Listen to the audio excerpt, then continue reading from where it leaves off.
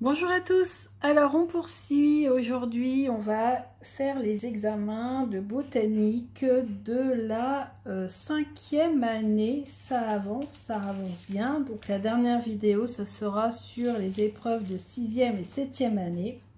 Donc là on est à la 5e année, donc on est avec l'épreuve numéro 10 et l'épreuve numéro 10 c'est l'épreuve du géranium dentu. Alors j'ai trouvé cette représentation sur internet du géranium dentu.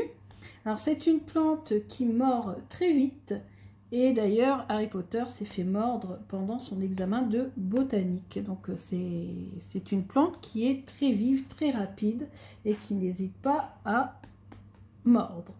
Donc la question que nous propose Sylvie de Papote et Lunaison, c'est dans quelle situation ai-je tendance à mordre facilement? Très intéressant.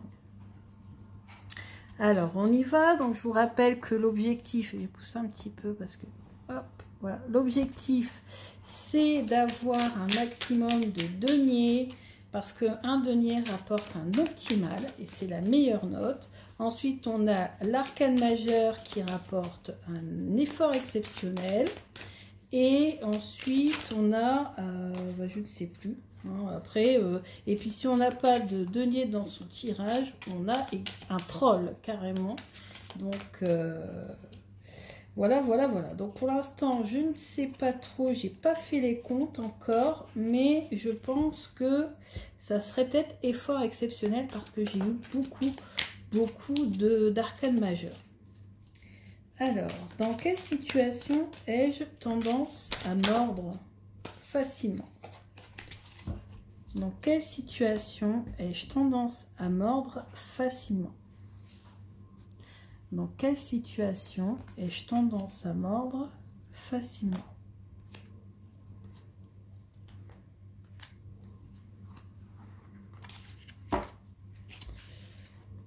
Alors, baguette, calice,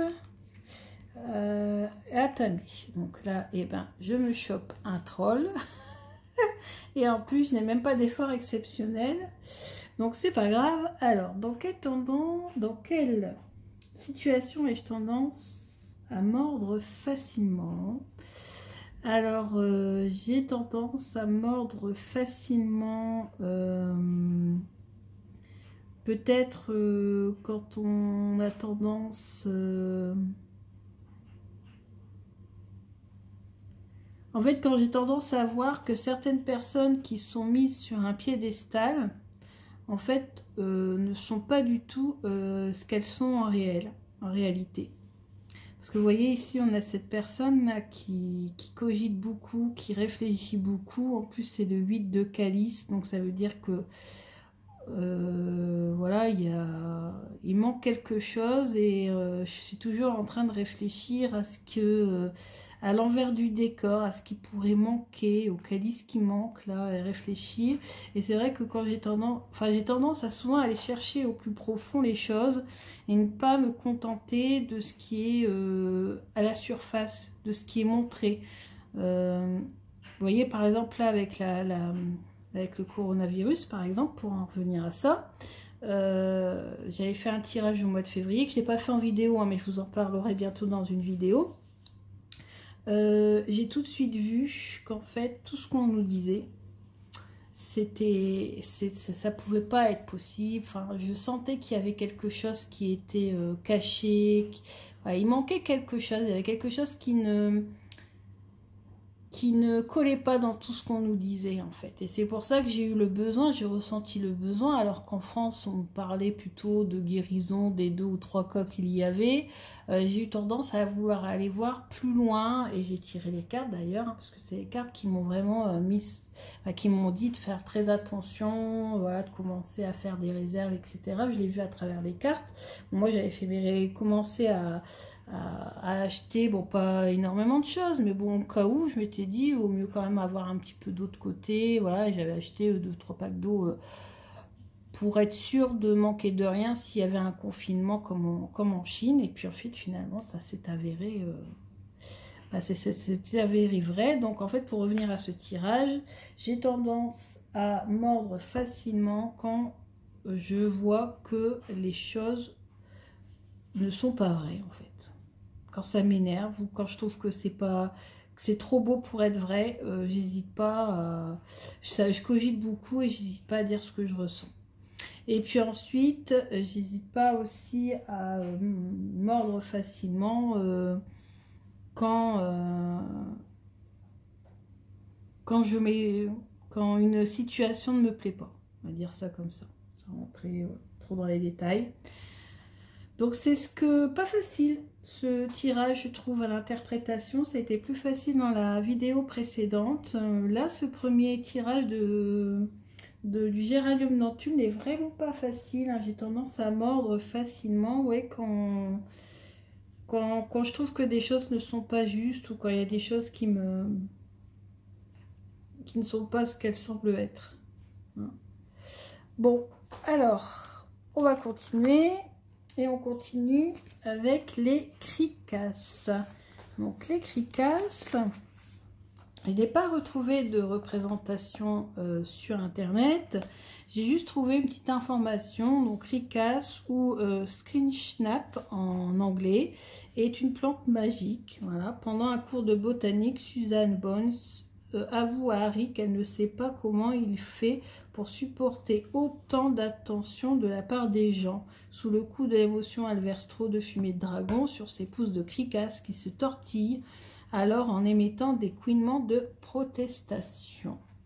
Donc ce sont des plantes qui n'hésitent pas à crier et à exprimer leur mécontentement. Alors, la question que nous propose Sylvie, c'est: pourquoi ai-je envie de protester aujourd'hui? Pourquoi ai-je envie de protester aujourd'hui? Pourquoi ai-je envie de protester aujourd'hui? Je suis en train de perdre mes cartes. Je vais y arriver. Pourquoi ai-je envie de protester aujourd'hui?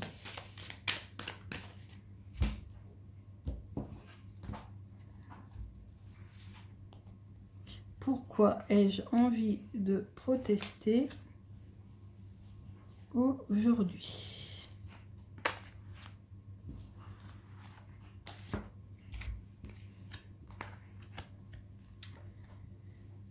Encore le page de baguette, je ne sais pas si vous voyez, mais ce sont souvent les mêmes cartes qui reviennent, hein, quand même. Hein. La reine d'atamé et le 5 de pataque. Là-bas, je n'ai pas de troll, ici j'ai un optimal. Pas mal comme tirage, en tout cas au point de vue point. Alors, j'ai envie de protester.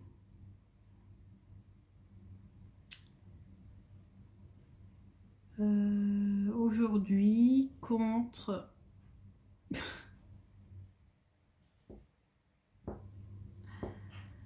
ici on a cette femme là qui est enfermée chez elle, vous voyez l'oiseau qui la regarde par la fenêtre et qui s'occupe de son intérieur. Ici on a au contraire une personne qui est à l'extérieur et qui est exclue, vous voyez, des autres, qui est exclue du cercle de ses amis là, qui se sent malheureuse et désœuvrée alors qu'il y a la possibilité ici qu'elle trouve ce dont elle a besoin. Hein. Et puis là, j'ai un petit peu plus de mal à voir un jeune, un enfant, qui... C'est le début d'un projet en fait. C'est les enfants, moi ça m'a parlé d'enfants tout de suite, mais d'enfants qui... voilà, qui ont plein de besoins, d'envie, et puis finalement sont peut-être coincés dans leurs projets ou dans leurs activités. Alors j'ai envie de protester contre les inégalités sociales, hein, entre celle qui est bien, voilà, tranquille à la maison, et puis ceux qui sont au contraire entre guillemets à la rue, donc les inégalités sociales, et puis peut-être aux enfants qui n'ont pas du coup la possibilité de réaliser leurs rêves. Moi, c'est ce qui me vient. C'est ce pourquoi j'ai envie de protester aujourd'hui, pas forcément aujourd'hui, mais je vais dire dans l'ensemble, c'est ce qui m'exaspère, c'est les inégalités sociales entre guillemets, les hauts placés à l'abri de tout, et puis le peuple qui, lui, est menacé et vraiment, en ce moment, dans la panade, et puis les enfants qui ne peuvent pas réaliser leurs rêves. Voilà. Voilà pour ce tirage. Ensuite, on va continuer avec le deuxième tirage. Et le deuxième tirage, c'est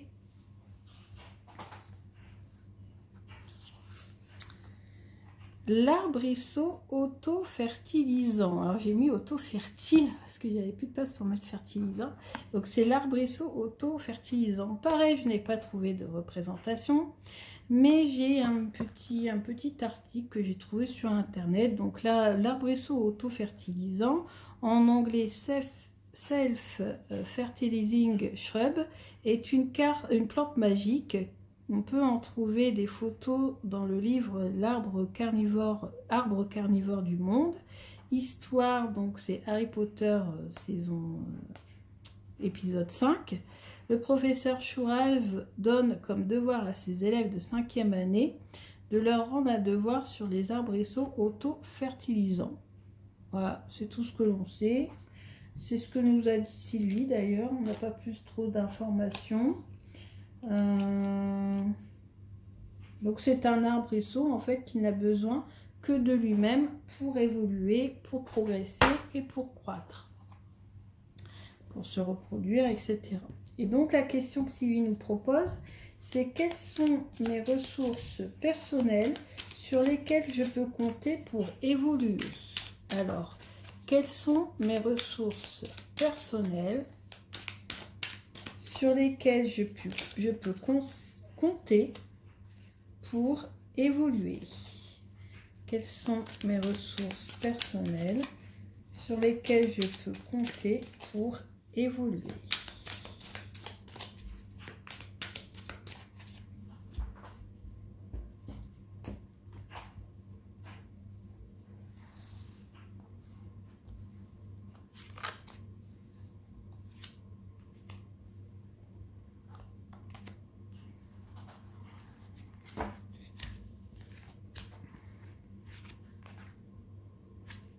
Alors, on y va. Ah, cette fois-ci, on a des calices. Et oui, les émotions, c'est vraiment ce qui me caractérise. Et vous voyez, finalement, c'est quelque chose de positif pour moi. C'est vraiment quelque chose sur lequel je peux compter. Ce n'est pas que négatif, les émotions, au contraire. Et puis, on a ici encore un arcane majeur. Donc, j'ai quand même un troll parce que j'ai pas de denier, mais j'ai un effort exceptionnel ici. Donc, calice, 4-2 calice. Alors, sur quoi je peux... quelles sont mes ressources personnelles sur lesquelles je peux compter pour évoluer? Donc, déjà, beaucoup de réflexion.